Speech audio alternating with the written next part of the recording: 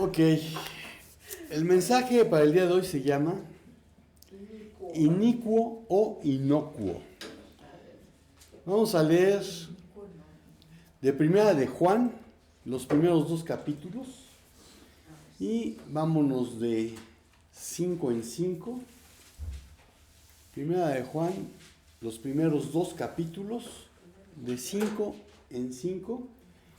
Comenzamos contigo, Roxana. Perdón.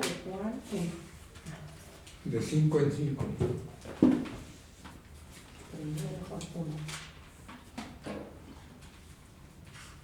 Dice, lo que era desde el principio, lo que hemos oído, lo que hemos visto con nuestros ojos, lo que hemos contemplado y palpado nuestras manos tocante al verbo de vida.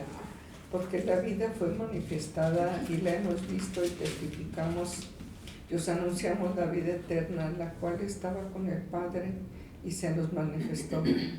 Lo que hemos visto y oído, eso os anunciamos, para que también vosotros tengáis comunión con nosotros, y nuestra comunión verdaderamente es con el Padre y con su Hijo Jesucristo.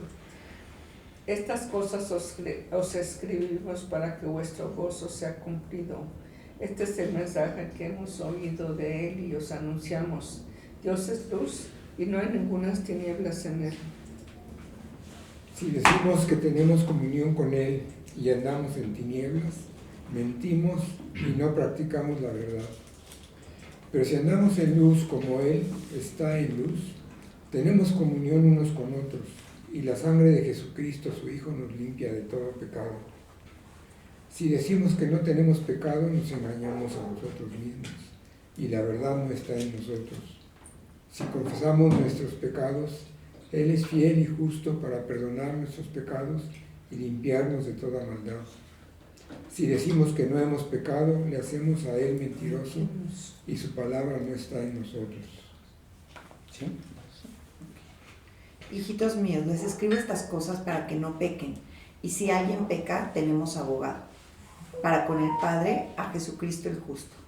Él mismo es la propiciación por nuestros pecados, y no solo por los nuestros, sino también por los del mundo entero. Y en esto sabemos que lo hemos llegado a conocer, si guardamos sus mandamientos. El que dice, yo lo he llegado a conocer, y no guarda sus mandamientos, es un mentiroso, y la verdad no está en él. Pero el que guarda su palabra, en él verdaderamente se ha perfeccionado el amor de Dios. En esto sabemos que estamos en Él.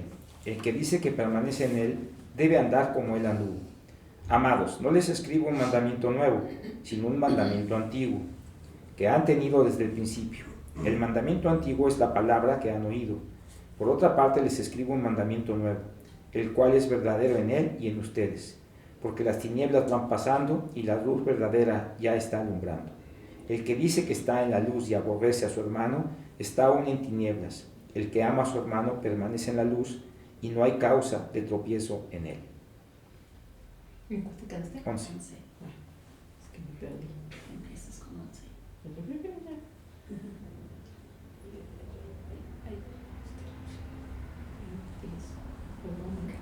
Pero el que aborrece.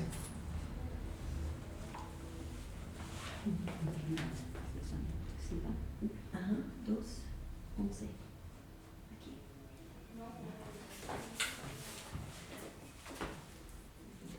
Pero el que odia a su hermano está en la oscuridad, en ella vive y no sabe a dónde va, porque la oscuridad no la deja ver. Les escribo a ustedes, queridos hijos, porque sus pecados han sido perdonados por el nombre de Cristo. Les escribo a ustedes, padres, porque han conocido al que es desde el principio. Y les escribo a ustedes, jóvenes, porque han vencido al maligno. Y les he escrito a ustedes, queridos hijos, porque han conocido al Padre. Les he escrito a ustedes, padres, porque han conocido al que es desde el principio.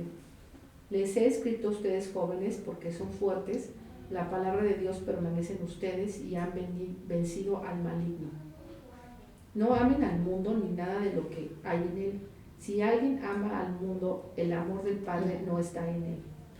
Porque todo lo que hay en el mundo, la pasión de la carne, la pasión de los ojos y la arrogancia de la vida, no proviene del Padre, sino del mundo. El mundo pasa, y también sus pasiones, pero el que hace la voluntad de Dios permanece para siempre. Amén. Hijitos, es la última hora. Y así como oyeron que el anticristo viene, también ahora han surgido muchos anticristos. Por eso sabemos que es la última hora. Ellos salieron de nosotros, pero en realidad no eran de nosotros, porque si hubieran sido de nosotros, habrían permanecido con nosotros. Pero salieron a fin de que se manifestara que no todos son de nosotros. Pero ustedes tienen la unción del Santo y todos ustedes lo saben. No os he escrito como si ignoraseis la verdad, sino porque la conocéis y porque ninguna mentira procede de la verdad. ¿Quién es el mentiroso sino el que niega que Jesús es el Cristo? Este es anticristo, el que niega al Padre y al Hijo. Todo aquel que niega al Hijo tampoco tiene al Padre. El que confiesa al Hijo tiene también al Padre. Lo que habéis oído desde el principio permanezca en vosotros. Si lo que habéis oído desde el principio permanece en vosotros, también vosotros permanecéis en el Hijo y en el Padre. Y esta es la promesa que Él nos hizo, la vida eterna. Os he escrito esto sobre lo que os engañan, pero la unción que ustedes recibieron de Él permanece en ustedes y no tienen necesidad de que nadie les enseñe. Así como la unción misma les enseña todas las cosas y es verdadera y no es mentira, según ella los ha enseñado, permanezcan en Él. Y ahora, hijitos, permanezcan en Él para que cuando se manifieste tengamos confianza, para que en su venida no nos alejemos de Él avergonzados. Si saben que Él es justo, sepan también que todo lo que hace justicia es nacido de Él. Amén. Amén.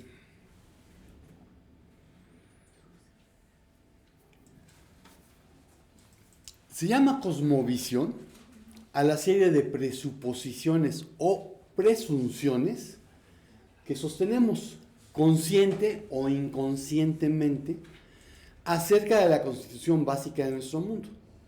Es decir, las suposiciones básicas en cuanto a la realidad. Es la forma en que una comunidad o cultura plantea las bases de sus valores y contesta las preguntas fundamentales de la existencia. ¿Quiénes somos? ¿De dónde venimos? ¿A dónde vamos? Los cristianos no somos los únicos en tener creencias. Todo el mundo tiene sus creencias y convicciones. No es asunto de educación o de nivel intelectual, es parte de todo ser humano. Hay creencias en toda sociedad y en toda cultura. Las creencias, actitudes y acciones de las personas, en ese orden, están basados en sus cosmovisiones, sean o no conscientes de ello. Pueden ser un valor o un pseudovalor, dependiendo de su procedencia. Si proviene de principios que tienen como origen la verdad, o en tradiciones provenientes de la mentira. Solo se tiene acceso a la verdad preguntando al Creador, pues Él es la verdad. Juan 14:6. Nadie va al Padre sin el Padre. Y la mentira proviene de preguntar a la creación. Romanos 8, 20 al 21.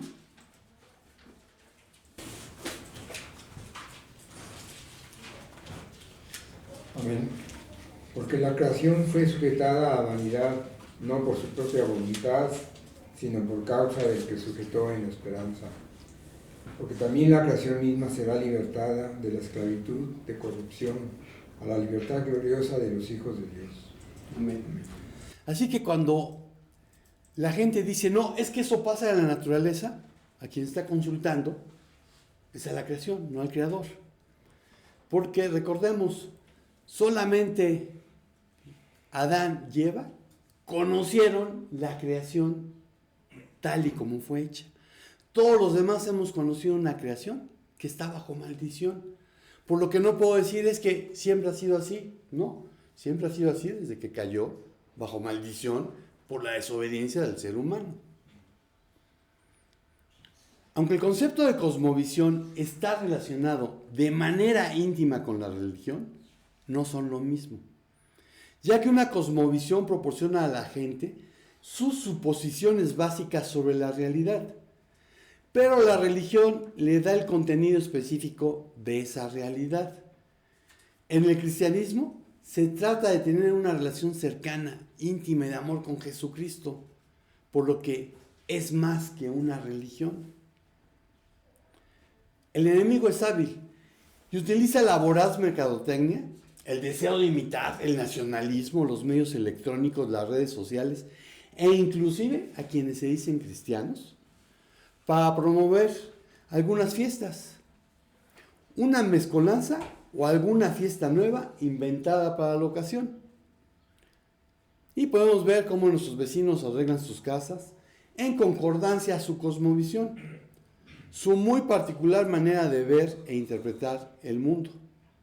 Puede ser imitando a los celtas o adornando sus casas para que luzcan más mexicanas con el amarillo de las flores de cempasúchil y un altar para los muertos. Esta es una temporada que pone en conflicto nuestro estilo de vida, porque contrasta con el de la gente que nos rodea.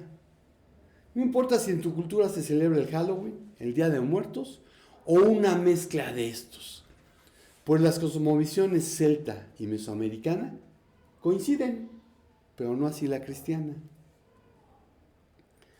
No faltará el cristiano que diga que se trata de una bonita costumbre mexicana, que año con año se repite compitiendo con el anglosajón Halloween, pero que al igual que este, conduce a la gente a olvidar cuáles son los valores que agradan a Dios, los cuales, como en estas dos fiestas de muertos, no son ni los valores culturales propios de un país, ni los valores que el mundo ha ido adoptando en esta aldea global en que nos hemos convertido.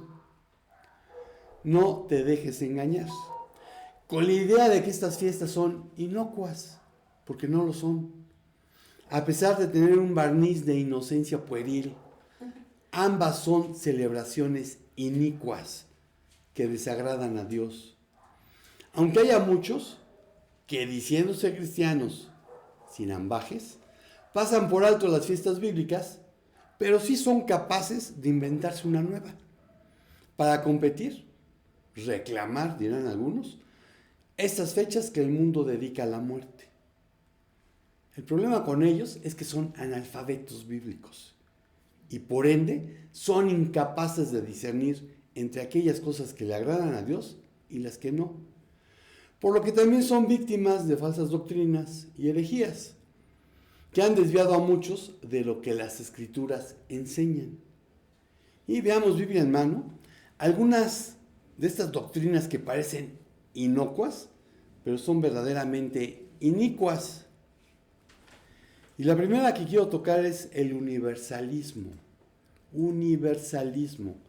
Marcos 14:24. Y les dijo, esto es mi sangre del nuevo pacto, que por muchos es derramada. Amén. Por muchos. En griego, polis. Mucho, muchos, numeroso, grande, largo, profundo. Y dice muchos, no dice todo, porque la palabra en griego para todo o todos es paz, paz a pan. El universalismo mantiene que todos alcanzarán la completa salvación.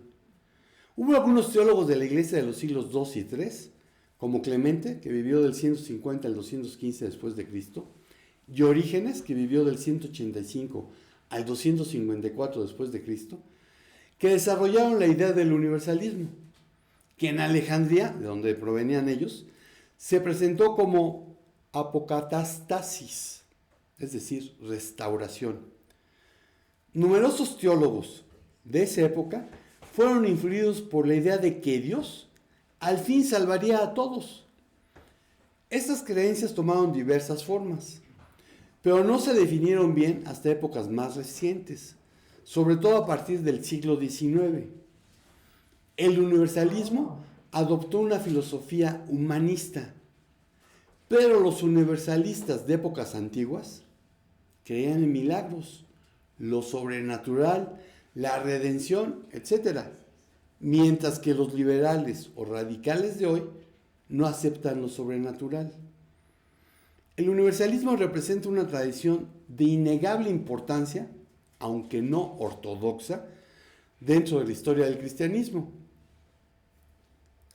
Esta doctrina se descarta como herética en los círculos cristianos tradicionales, pues el cristianismo clásico enseña que los salvos son los que ejercen la fe en Cristo y en su obra completa de redención. Romanos 3, 21 al 26. Amén. Pero ahora, aparte de la ley, la justicia de Dios ha sido manifestada, confirmada por la ley y los profetas. Esta justicia de Dios por medio de la fe en Jesucristo es para todos los que creen, porque no hay distinción, por cuanto todos pecaron y no alcanzaron la gloria de Dios. Todos son justificados gratuitamente por su gracia por medio de la redención que es en Cristo Jesús, a quien Dios exhibió públicamente como propiciación por su sangre a través de la fe, como demostración de su justicia, porque en su tolerancia Dios pasó por alto los pecados cometidos anteriormente, para demostrar en este tiempo su justicia, a fin de que Él sea justo y sea el que justifica al que tiene fe en Jesús. Amén. Efesios 2, del 8 al 9. Amén. Porque por gracia ustedes han sido salvados por medio de la fe. Y esto no procede de ustedes, sino que es don de Dios, no por obras, para que nadie se gloríe. Porque somos hechura suya, creados... 8, 9. Sí, ya terminé.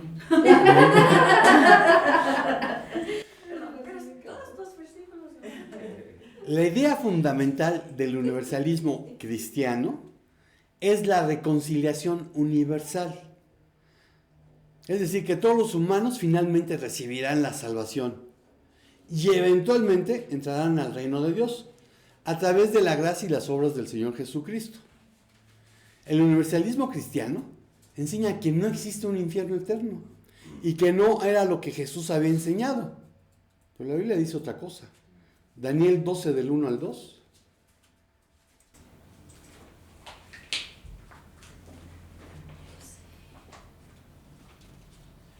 Amén. En aquel tiempo se levantará Miguel, el gran príncipe que está de parte de los hijos de tu pueblo, y será tiempo de angustia, cual nunca fue desde que hubo gente, hasta entonces. Pero en aquel tiempo será libertado tu pueblo, todos los que se hallen escritos en el libro. Y muchos de los que duermen en el polvo de la tierra serán despertados, unos para vida eterna y otros para vergüenza y confusión perpetua. Perpetua. Juan 5, 24 al 29. ¿Tú quieres? No.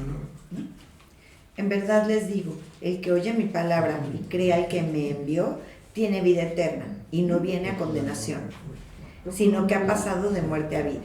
En verdad les digo que viene la hora, y ahora es, cuando los muertos oirán la voz del Hijo de Dios, y los que oigan vivirán, porque como el Padre tiene vida en él mismo, así también le dio al Hijo el tener vida en él mismo, y le dio autoridad para ejecutar juicio, porque él es el Hijo del Hombre.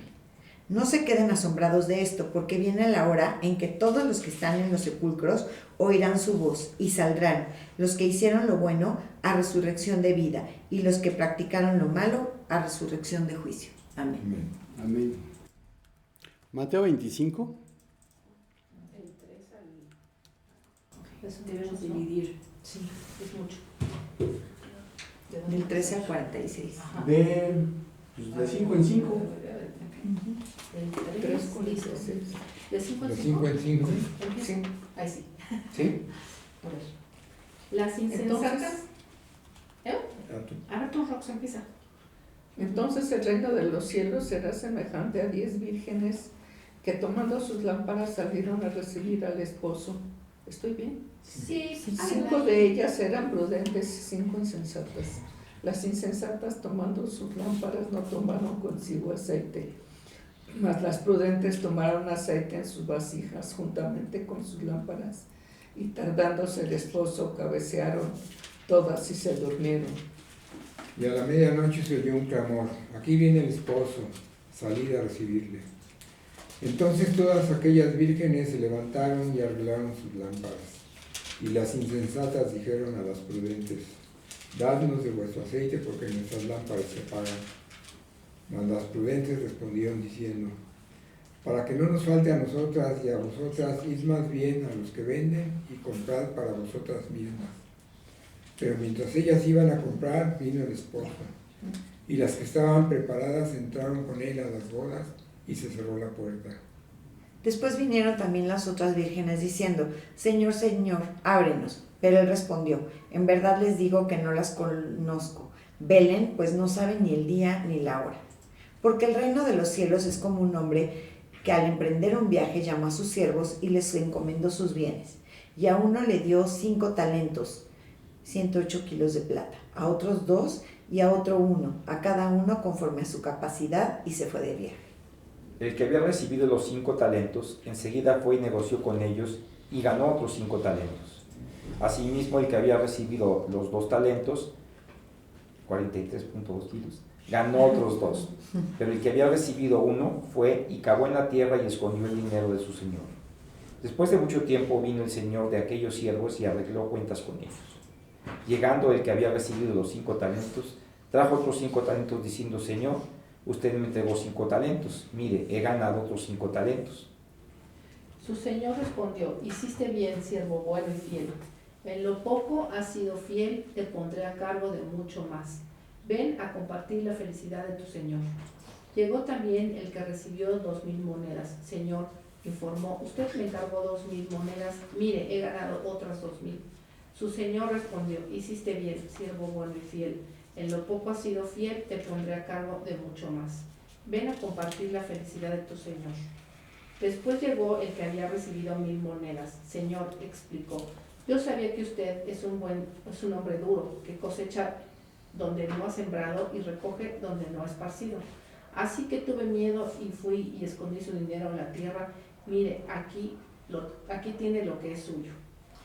Pero su señor le dijo, siervo malo y perezoso, ¿sabías que ciego donde no sembré y que recojo donde no esparcí? Debías entonces haber puesto mi dinero en el banco, y al llegar yo hubiera recibido mi dinero con intereses. Por tanto, quítenle el talento y dénselo al que tiene los 10 talentos. Porque a todo el que tiene, más se le dará, y tendrá en abundancia. Pero al que no tiene, aún lo que tiene se le quitará. Y al siervo inútil, échenlo en las tinieblas de afuera. Allí será el llanto y el crujir de dientes. Y pondrá, Ya, poca, 31. cuando el Hijo del Hombre venga en su gloria y todos los santos ángeles con él, entonces se sentará en su trono de gloria. Y serán reunidas delante de él todas las naciones, y apartará a los unos de los otros, como aparta el pastor las ovejas de los cabritos. Y pondrá las ovejas a su derecha y los cabritos a su izquierda. Entonces el rey dirá a los de su derecha, venid, benditos de mi Padre, heredad del reino preparado para vosotros desde la fundación del mundo. Porque tuve hambre y me diste de comer, y tuve sed y me diste de beber. Fui forastero y me recogiste. Estuve desnudo y me cubriste, enfermo y me vestiste, en la cárcel y viniste a mí. Entonces los justos le responderán diciendo, Señor, ¿cuándo te vimos hambriento y te sustentamos, o sediento y te dimos de beber? ¿Y cuándo te vimos forastero y te recogimos, o desnudo y te cubrimos? ¿O cuándo te vimos enfermo o en la cárcel y vinimos a ti? Y respondiendo el rey les dirá, de cierto les digo que en cuanto lo hiciste a uno de estos mis hermanos más pequeños, a mí lo hiciste. Entonces diría también a los de su izquierda, apártense de mí, malditos, al fuego eterno que ha sido preparado para el diablo y sus ángeles, porque tuve hambre y ustedes no me dieron de comer, tuve sed y no me dieron de beber, fui extranjero y no me recibieron, estaba desnudo y no me vistieron, enfermo y en la cárcel y no me visitaron. Entonces ellos también responderán, Señor, cuando te vimos hambriento o sediento, o como extranjero, o desnudo, o enfermo, o en la cárcel, y no te servimos. Él entonces le responderá: en verdad les digo que en cuanto ustedes no lo hicieron a uno de los más pequeños de esos, tampoco a mí lo hicieron. Estos irán al castigo eterno, pero los justos a la vida eterna. Amén. Amén. Hebreos 10, 26 al 31.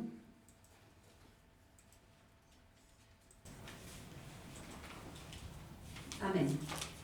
Porque si continuamos pecando deliberadamente, después de haber recibido el conocimiento de la verdad, ya no queda sacrificio alguno por los pecados, sino cierta horrenda expectación de juicio y la furia de un fuego que ha de consumir a los adversarios. Cualquiera que viola la ley de Moisés muere sin misericordia por el testimonio de 2 o 3 testigos. ¿Cuánto mayor castigo piensan ustedes que merecerá el que ha pisoteado bajo sus pies al Hijo de Dios y ha tenido por inmunda la sangre del pacto por la cual fue santificado y ha ultrajado al Espíritu de gracia? Pues conocemos a aquel que dijo: mía es la venganza, yo pagaré. Y otra vez, el Señor juzgará a su pueblo. Horrenda cosa es caer en las manos del Dios vivo. Amén. Apocalipsis 20, del 11 al 15.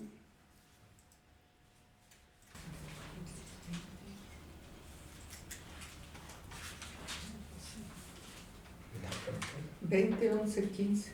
20, 11, Amén.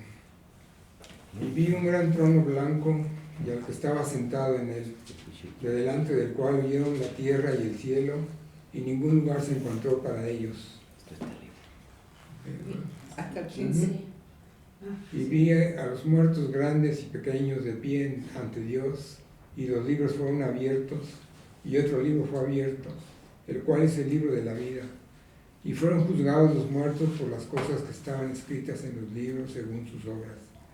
Y el mar entregó los muertos que había en él, y la muerte y el Hades entregaron los muertos que había en ellos, y fueron juzgados cada uno según sus obras. Y la muerte y el Hades fueron lanzados al lago de fuego. Esta es la muerte segunda. Y al que no se halló inscrito en el libro de la vida fue lanzado al lago de fuego. Amén. Entonces, el universalismo dice que no hay infierno. Bueno, la Biblia dice otra cosa. El universalismo es atractivo porque hace énfasis en el amor y misericordia de Dios, pero pasa por alto su justicia y respeto al libre albedrío que le dio a los seres espirituales para decidir si querían o no tener una relación personal cercana, íntima de amor con Él, mientras estaban vivos, en el caso de los seres humanos. Si el universalismo estuviese en lo correcto, ¿por qué el príncipe de este mundo ya ha sido juzgado y no alcanzó el perdón de Dios cuando decidió apartarse y llevarse consigo a varios más? Juan 16, del 7 al 11. Amén. Pero digo la verdad, les conviene que me vaya, porque si no lo hago, el Consolador no vendrá a ustedes. En cambio, si me voy, se los enviaré. Y cuando Él venga, convencerá al mundo de su error, en cuanto al pecado, a la justicia y al juicio. En cuanto al pecado, porque no creen en mí. En cuanto a la justicia, porque voy al Padre y ustedes ya no podrán verme. Y en cuanto al juicio, porque el príncipe de este mundo ya ha sido juzgado. ¿Está bien, verdad? Hasta ahí. Apocalipsis 19, 20.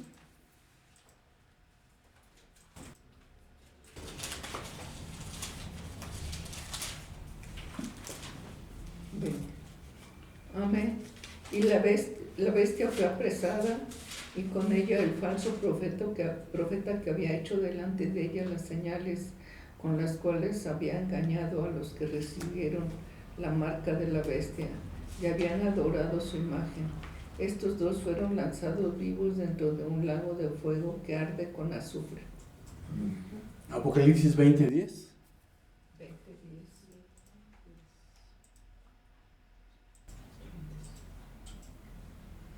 Amén.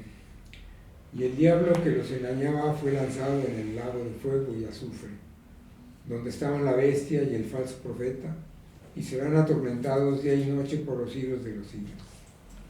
Entonces la bestia, el falso profeta y el diablo acaban en el lago de fuego, que también es el destino final de aquellos que no quisieron tener una relación personal cercana, íntima, de amor con Cristo. Entonces, el universalismo está completamente equivocado. Y por cierto, para mí la doctrina del purgatorio, proclamada como un dogma de la fe por el Concilio de Florencia, también conocido como Concilio de Basilea, Ferrara, Florencia, que fue en el siglo XVII, convocado por el Papa Martín V, y se llama Basilea, Ferrara y Florencia, porque inició en Basilea, que realmente se llama Basel, en 1431. Se trasladó a Ferrara en 1438, a Florencia en 1439 y finalizó en Roma en 1445. Bueno, es en ese concilio que se dicta como dogma de fe el purgatorio. Bueno, para mí sabe a universalismo. El universalismo no es una doctrina inocua, sino inicua, porque da una falsa seguridad. No importa, vas a tener una segunda opción ya después de muerto. La Biblia dice otra cosa. Otra doctrina, el unitarismo. Mateo 3, 16 al 17. Mateo 3, 16 al 17. Unitarismo. Amén. Después de ser bautizado, Jesús salió del agua inmediatamente, y los cielos se abrieron en ese momento, y él vio al Espíritu de Dios, que descendía como una paloma y venía sobre él. Y se oyó una voz de los cielos que decía: Este es mi Hijo amado, en quien me he complacido. Amén. Los unitarios, además de negar la Trinidad, tienden a un radicalismo teológico, como lo evidencia el rechazo de los milagros y lo sobrenatural, así como el aceptar ideas de otras religiones no cristianas, aunque tales elementos no estaban presentes antes de los siglos XIX y XX. El unitarismo se inició como un movimiento organizado en Hungría y Polonia en el siglo XVI, mediante otra cosa que se llama el socianismo, y se llama socianismo por los teólogos del siglo XVI, Lelio Sozzini o Socino y su sobrino Fausto Sozzini. Estos enfatizaban los primeros libros de la Biblia y el Nuevo Testamento. Su interpretación era de tipo racionalista, y según su punto de vista, la Trinidad debe rechazarse, diciendo que Jesucristo es solo un hombre, aunque es la revelación por excelencia de Dios. Desde épocas remotas han existido tendencias unitarias, contrarias a la doctrina de la Trinidad. Hoy podemos señalar entre ellos a los ruselistas y a la secta La Luz del Mundo. El concepto del único Dios en tres personas distintas ciertamente es una píldora difícil de tragar para muchos. Para ellos es un absurdo matemático decir que uno puede ser tres y tres puede ser uno. Esta es la razón por la que a veces se nos acusa de ser trietristas, de tener tres dioses. Por cierto, los judíos que no creen en Yeshua HaMashiach, en Jesús el Mesías, también piensan que tenemos tres dioses. Karl Barth escribió una vez que la Trinidad es Dios como Señor de la salvación. El Padre, el Hijo y el Espíritu Santo. La Trinidad significa que Dios es Señor de salvación en cada paso del proceso de salvación, desde sus orígenes hasta su cumplimiento en nosotros. El Padre es el Señor de la salvación como origen de todas las cosas buenas. Santiago 1, 17 y 18. Amén. Toda buena dádiva y toda perfecta bendición descienden de lo alto, donde está el Padre que creó las esferas celestes y quien no cambia ni se mueve con las sombras, como las sombras. Por su propia voluntad nos hizo nacer mediante la palabra de verdad, para que fuéramos como los primeros frutos de su creación. El Padre quiso la salvación. Escogió que todas las cosas fueran redimidas por el Hijo. Y envió al Hijo y al Espíritu al mundo para traer la salvación. El Hijo, Jesucristo, vino al mundo para dar su vida en la cruz y resucitar para que pudiéramos ser salvos. Hebreos 2, 14 al 15. Amén. Así que, por cuanto los hijos participan de carne y sangre, también Jesús participó de lo mismo para anular mediante la muerte el poder de aquel que tenía el poder de la muerte, es decir, el diablo, y librar a los que por el temor a la muerte estaban sujetos a la esclavitud durante toda la vida. Porque ciertamente no ayuda a los ángeles, sino que ayuda a la descendencia de Abraham. 14. 15. Sí, ya. Hebreos 10, 5 al 7.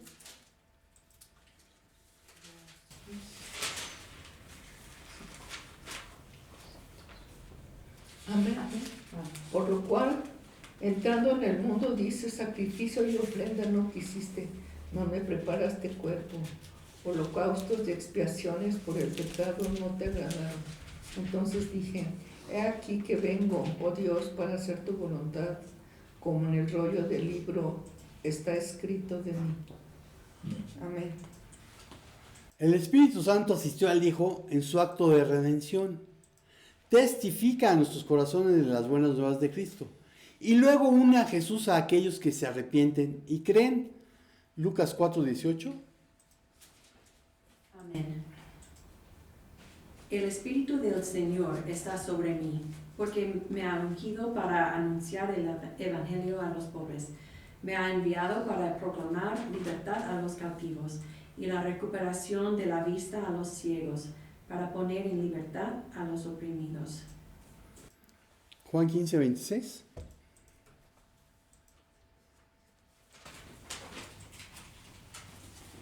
Y 27 de una vez. Amén. Pero cuando venga el Consolador, a quien yo os enviaré del Padre, el Espíritu de verdad, del cual procede del Padre, Él dará testimonio acerca de mí. Y vosotros daréis testimonio también, porque habéis estado conmigo desde el principio. Romanos 8, 9.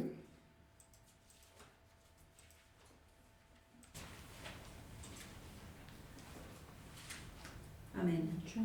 Sin embargo, ustedes no están en la carne, sino en el Espíritu.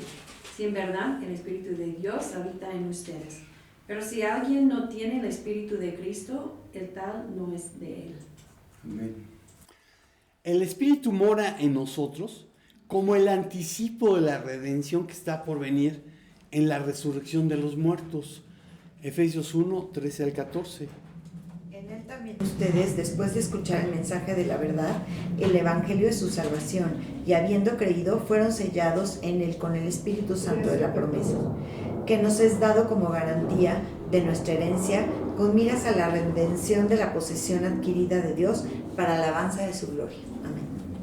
Y nos moldea gradualmente a la imagen de Cristo y luego nos resucitará un día de entre los muertos para que podamos llevar la imagen perfecta de Cristo. Romanos 8:30. Amén. A los que predestinó también los llamó, y a los que llamó también los justificó, y a los que justificó también los glorificó. Por lo tanto, desde el punto de origen hasta la meta final de la perfección, Efesios 4:13,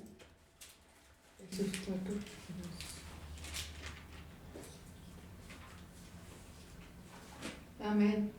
Hasta que todos lleguemos a la unidad de la fe y del conocimiento del Hijo de Dios, a un varón perfecto, a la medida de la estatura de la plenitud de Cristo. Filipenses 1:6.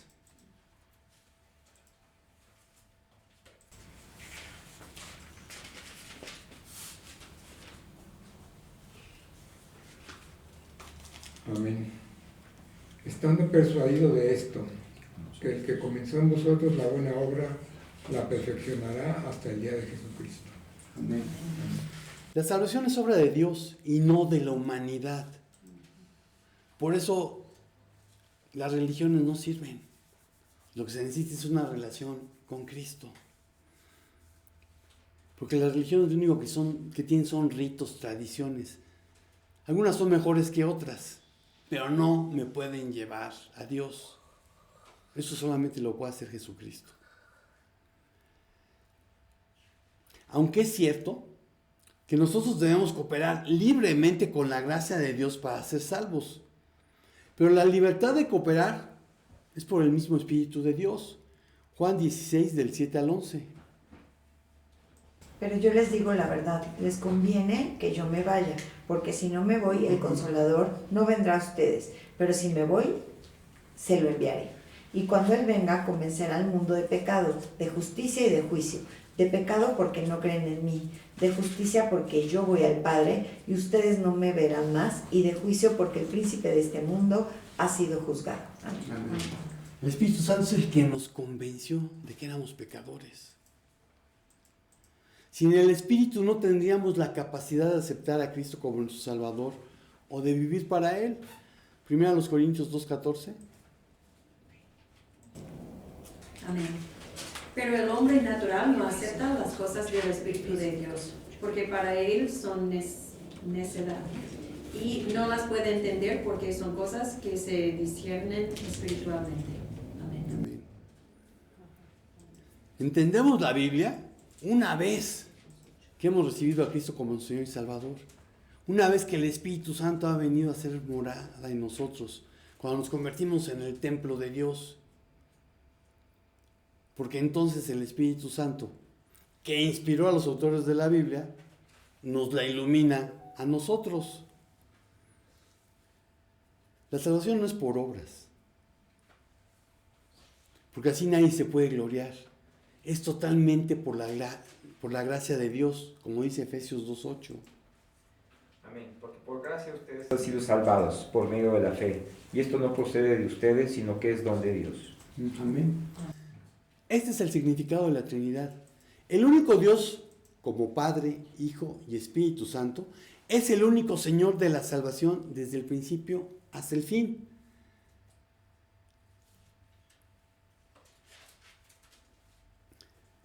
Pero dijo, Dios Padre los conocía y los eligió desde hace mucho tiempo, y su Espíritu los ha hecho santos.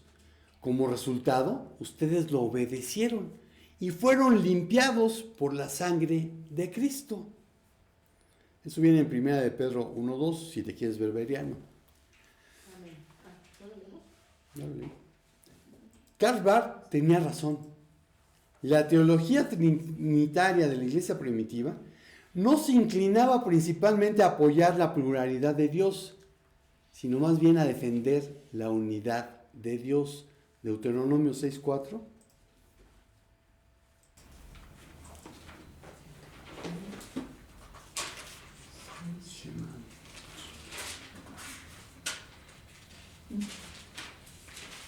Amén. Oye Israel, Jehová nuestro Dios, Jehová uno es. Shema Israel, Adonai Eloheinu, Adonai Echad. El Señor uno es. A la luz de la pluralidad divina, claramente revelada en la historia de Jesús, vean Apocalipsis 1:8. Amén. Yo soy el Alfa y la Omega, dice el Señor Dios, el que es y que era y que ha de venir, el Todopoderoso. Amén. Y si viniste al discipulado, ya sabes que realmente lo que debe haber dicho fue, yo soy Aleph Taf, que es la primera letra del Aleph Bet, que es como se conoce las letras del calendario de los hebreos, y que está ligado con Génesis 1:1. En el principio creó Dios los cielos y la tierra. Bereshit bara et Elohim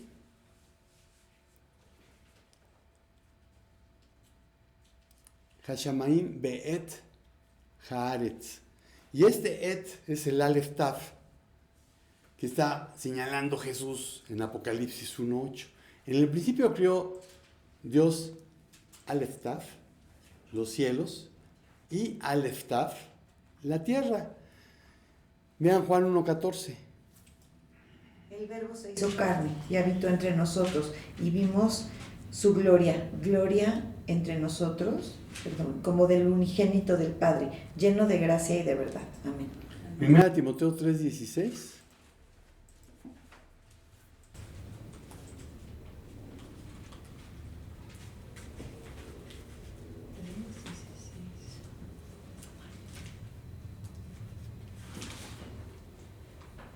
Amén. No hay duda de que es grande el misterio de nuestra fe.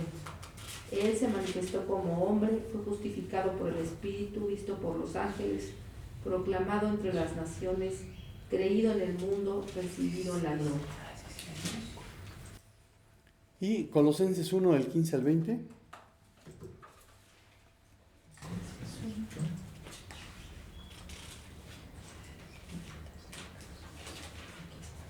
Amén. Él es la imagen del Dios invisible, el primogénito de toda creación, porque en Él fueron creadas todas las cosas, las que hay en los cielos y las que hay en la tierra, visibles e invisibles, sean tronos, sean dominios, sean principados, sean potestades, todo fue creado por medio de Él y para Él. Y Él es antes de todas las cosas, y todas las cosas en Él subsisten. Y Él es la cabeza del cuerpo, que es la iglesia. Él que es el principio, el primogénito de entre los muertos, para que en todo tenga la preeminencia.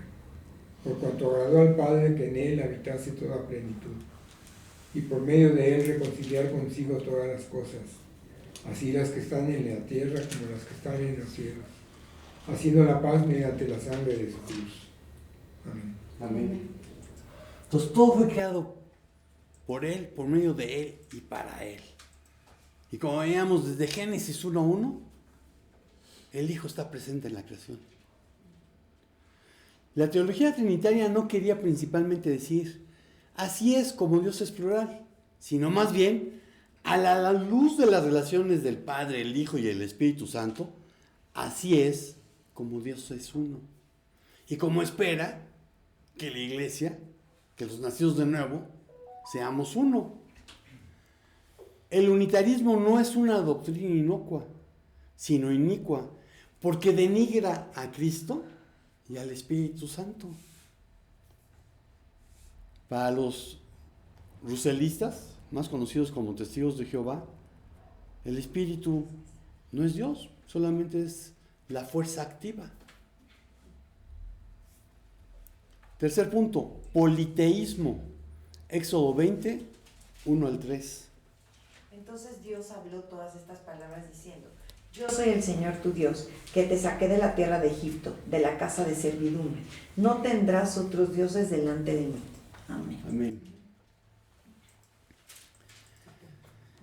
Cantad al Señor toda la tierra, proclamad de día en día las buenas nuevas de su salvación. Contad su gloria entre las naciones, sus maravillas entre todos los pueblos, porque grande es el Señor y muy digno de ser alabado. Temible es Él también sobre todos los dioses, porque todos los dioses de los pueblos son ídolos, mas el Señor hizo los cielos. Gloria y majestad están delante de Él, poder y alegría en su morada. Esto viene en el Salmo 96, que leí al principio, pero también aparece en Primero de Crónicas, en el capítulo 16, versículos 23 al 27. Y aquí voy a decir algo que a mucha gente le va a brincar, pero lo siento. Para mí, quienes adoran, veneran, reverencian o cualquier otro sinónimo a quienes no son el único Dios verdadero, el eterno, son idólatras, que no han entendido los primeros 2 mandamientos del Decálogo, Vean Deuteronomio 5, del 6 al 11. Amén. Yo soy el Señor tu Dios que te saqué de la tierra de Egipto, de la casa de servidumbre. No tendrás otros dioses delante de mí. No te harás ningún ídolo, ni semejanza alguna de lo que está arriba en el cielo, ni abajo en la tierra, ni en las aguas debajo de la tierra. No los adorarás ni los servirás, porque yo, el Señor tu Dios, soy Dios celoso, que castigo la iniquidad de los padres sobre los hijos y sobre la tercera y la cuarta generación de los que me aborrecen, pero que muestro misericordia a millares, a los que me aman y guardan mis mandamientos. No tomarás en vano el nombre del Señor tu Dios, porque el Señor no tendrá por inocente a quien tome su nombre en vano. Guardarás el día de reposo para Hasta santificar. ¿Hasta el 13? 11, 11. Hasta el 11. Nada más los primeros 2 mandamientos. Y sí, algunos son miembros de la iglesia mayoritaria en México. Y si no me creas, nada más, fíjate el 28 de octubre. ¿Cómo se pone San Hipólito? Que realmente a quien van a adorar es a quien han declarado el santo patrón de la Ciudad de México. San Judas. Que sincretizan uno con Huitzilopochtli y el otro con Tlaloc, que eran los que estaban en el Templo Mayor de la Ciudad de México. O a Tonantzin el 12 de diciembre. Pero no solo se trata de ellos. Hay miembros de otra iglesia que nos hemos acostumbrado a ver y que se autodenominan cristianos. Pero si revisas sus creencias, notarás enormes diferencias. Y voy a nombrar algunas. No aceptan la doctrina de que Dios, el Padre, Jesucristo y el Espíritu Santo son manifestaciones distintas del mismo ser. Su doctrina enseña que Dios el Padre es distinto en ser y número de su Hijo unigénito, Jesucristo, y del Espíritu Santo. También dicen, Jesús fue el primer Hijo Espíritu de Dios el Padre. Los siguientes hijos son ángeles y humanos. Jesús es el Hijo de Dios y miembro de la deidad, aunque esto no se entiende en el sentido de la cristiandad bíblica, ya que para ellos hay 3 dioses individuales. Esta que te va a brincar más. Jesús y Satanás son hermanos, en el sentido que los dos tienen el mismo Padre espiritual, Dios el Padre. Dios fue una vez un ser humano, como lo somos nosotros ahora, y progresó hasta llegar a ser Dios. Él es uno de muchos dioses. El hombre tiene la habilidad de progresar y convertirse en un Dios. Si no has deducido quiénes son, se trata de los mormones. Pueden ser gente maravillosa, muy sincera acerca de su fe, y por lo general son muy atentos. Hasta podríamos decir que tienen una buena imagen. Aunque también en Utah hay una altísima cantidad de suicidios entre los jóvenes. Y aunque los mormones lo ignoren, son politeístas. Y el Jesús que les han presentado no es el de la Biblia. Por lo que tienen una eternidad nada halagüeña. Y no es ninguno de los sitios que ellos llaman reinos de gloria. El celestial, que es el único en el cual van a estar con Dios. Terrestre y celestial. Sino el destinado a los hijos de perdición, el infierno. El politeísmo no es una doctrina inocua, sino inicua, porque lleva al infierno. Como conclusión tengo una muy antigua, el gnosticismo. Primera de Juan 1, del 1 al 4.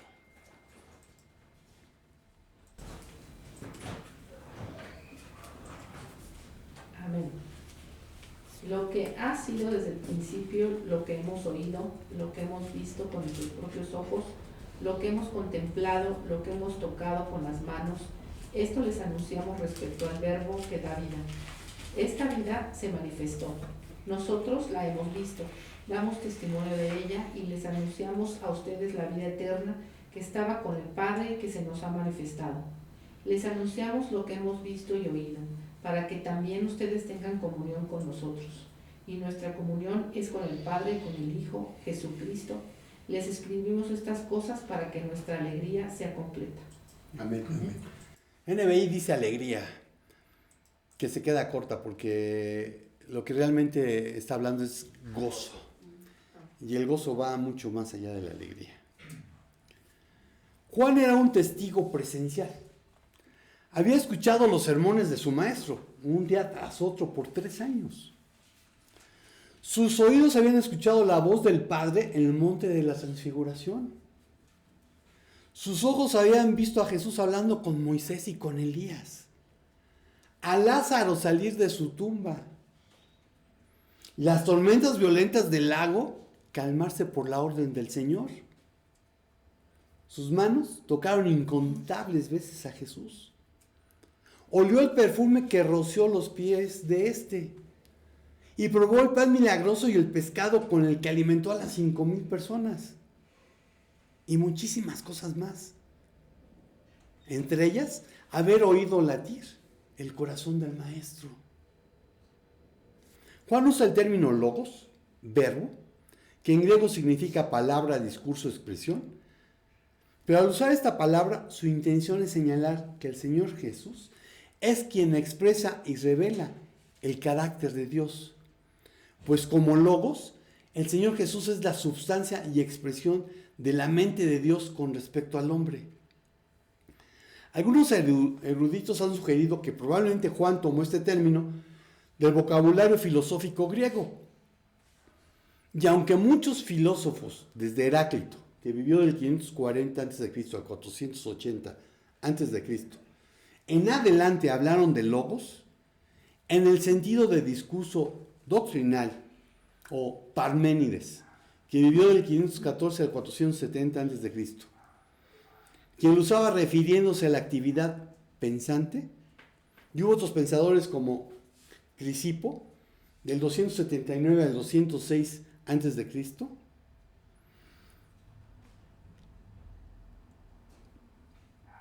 en ninguno de estos el logos se equipara a Dios. Sin embargo, en el pensamiento hebreo, el concepto de palabra era algo asentado mucho antes del contacto con los griegos. Hay una frase que es Devar Adonai, que se encuentra 270 veces en la Biblia, en la Esturatensha, y que se traduce como palabra de Jehová, como palabra del Señor. Y esa aparece unas 253 veces en el Antiguo Testamento de la Reina Valera 60. Así que mucho antes que los griegos, los hebreos ya tenían el concepto de la palabra, de logos, que Juan, al utilizar el griego, lo utilizó así, como logos. El logos gnóstico se separa del mundo. Los gnósticos cristianos negaban la encarnación. El propósito fundamental de los gnósticos es acceder mediante la mística y la intuición al misterio de lo divino. Para ellos la salvación no se obtiene a través de la fe ni del sacrificio de Cristo, sino que el ser humano debe salvarse a sí mismo. Pero para ello deberá alcanzar el conocimiento o la gnosis, que es de donde viene gnóstico, gnosis, conocimiento, que es el conocimiento introspectivo de lo divino, superior incluso a la fe. El gnosticismo fue la primera herejía con la que el cristianismo tuvo que dialogar y combatir en los primeros siglos de nuestra era. Por eso Primera de Juan comienza así: lo que hemos visto, lo que hemos palpado. Y aunque el contexto sociocultural ha cambiado y evolucionado, hay que reconocer que las cuestiones de fondo permanecen. Pues hay una sutil tendencia gnóstica que se expresa de muchas formas. La reducción de la fe a mística y sabiduría espiritual. El desplazamiento del cristocentrismo en pos de un teocentrismo en forma de misterio, buscando una reducción inconsciente al común denominador de las diferentes experiencias religiosas universales. Hacer del Evangelio una sabiduría entre muchas otras. La sustitución de la fe por sabiduría religiosa. La constante tendencia a espiritualizar la fe. La superación y el deseo de trascender y liberarse de todas las mediaciones históricas, institucionales, religiosas en función de una espiritualidad con más brillo. La promoción de las sabidurías orientales de la interioridad. ¿Y qué es un ejemplo de esto? Las películas del universo creado por James Cameron. Avatar y Avatar, el camino del agua. Son un ejemplo perfecto de esto. Así como la tendencia de los usuarios de Facebook de autodefinirse como soy espiritual, pero no religioso, para indicar que no tienen filiación con ninguna iglesia. En definitiva, esta tendencia gnóstica pretende disociar la fe y la ética, presentando una experiencia desencarnada de Dios, por lo que hay que proclamar bien alto y claro que nuestro Dios se revela en lo humano, tanto en la experiencia espiritual interior como en la experiencia histórica. Los autores de la Biblia son seres históricos. Las tendencias gnósticas optan por una sabiduría o conocimiento experiencial de Dios, por encima de la revelación histórica y la encarnación del Hijo de Dios, e incluso por encima de la ética del amor al prójimo. Quienes no han nacido de nuevo no tienen una relación personal cercana, íntima de amor con Dios. Tampoco tienen al Espíritu Santo, por lo que no pueden discernir las doctrinas de demonios. 1 Timoteo 4:1. Amén. El Espíritu dice claramente que en los últimos tiempos algunos abandonarán la fe para seguir a inspiraciones engañosas y doctrinas diabólicas. Doctrinas de demonios. Los cristianos carochos, que se congregan de vez en cuando y no se discipulan, no son muy diferentes a aquellos, por lo que son arrastrados de un lado a otro, empujados por cualquier corriente de nuevas enseñanzas, solo porque las vieron en internet. Efesios 4, del 10 al 16.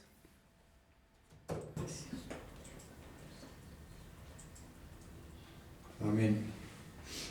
El que descendió es el mismo que también subió por encima de todos los cielos para llenarlo todo.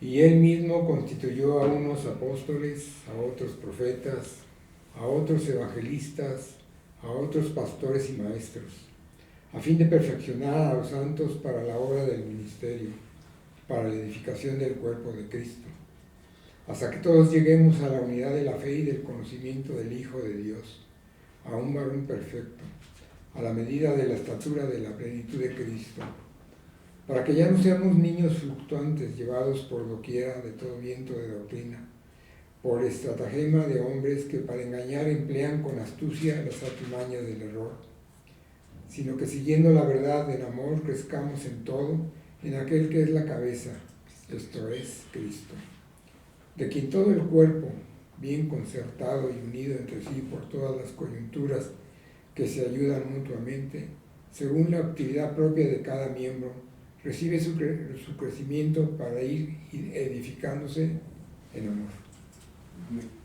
Si tú crees que puedes ser cristiano por internet o viendo la tele, estás equivocado.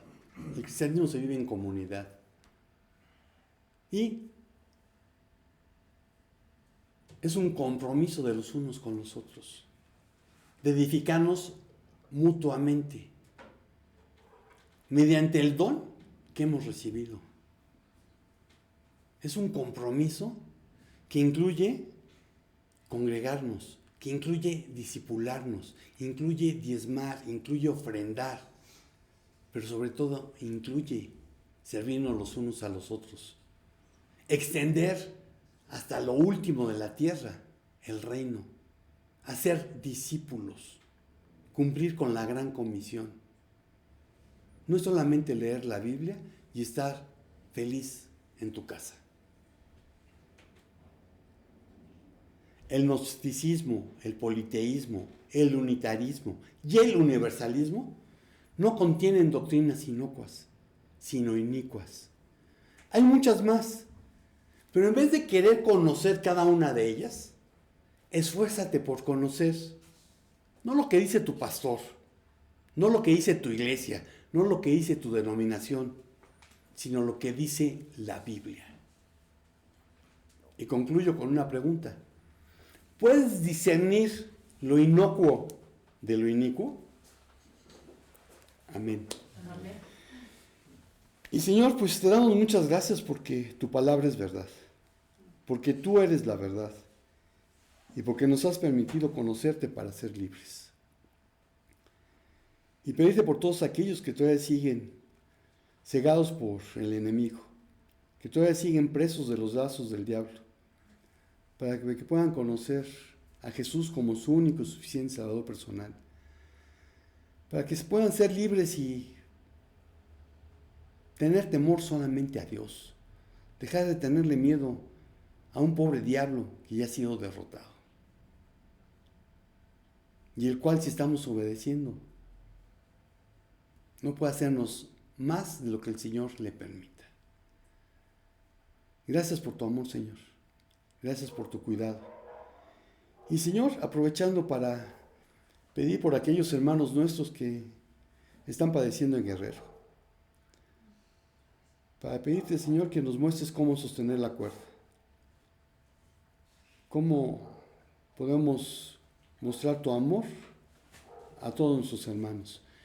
Y pedirte que los fortalezcas para que ellos, en medio de esta tremenda crisis, tremenda situación por la que están viviendo, puedan ser testigos a los que les rodean de en quién han creído y que aquel en quien creen es todopoderoso. Sin importar, como dijeran los amigos de Daniel cuando los iban a echar en el horno de fuego. Nuestro Dios puede rescatarnos. Y si no, no adoraremos a los ídolos. No adoraremos a ningún ser humano.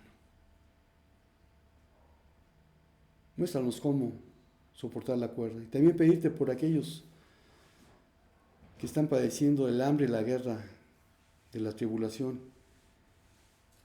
Y por tantos que morirán sin haberte conocido, porque hemos sido negligentes en cumplir la orden que nos diste, de llevar las buenas nuevas de salvación hasta el último de la tierra.